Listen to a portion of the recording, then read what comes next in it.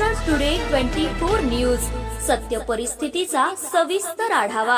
सत्ता कोणाच्या हाती, विजयाची पताका कोण फडकवणार, जनता कोणाच्या गळ्यात टाकणार विजयाची माळ, जनतेचं मत कोणाला, संपूर्ण महाराष्ट्रातील महानगरपालिकेतील संपूर्ण आढावा आपणासमोर।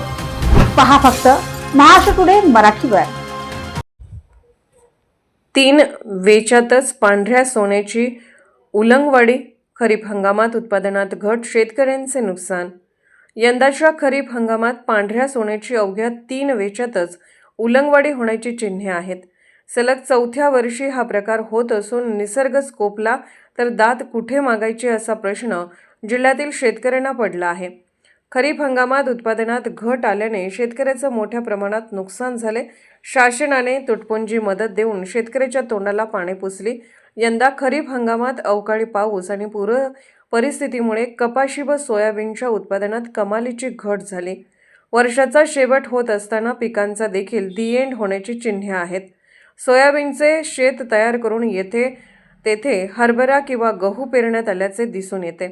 सोयाबीनवर शेतकऱ्यांनी केलेला खर्च भरून निघाला नाही, कर्जाचा डोंगर वाढत आहे।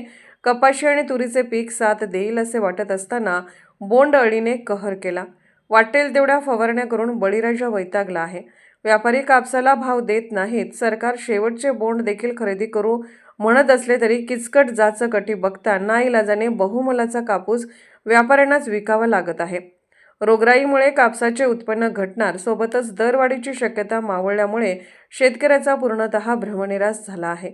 महाराष्ट्र टुडे मराठीसाठी ब्युरो रिपोर्ट, सचिन झिटे, यवतमाळ।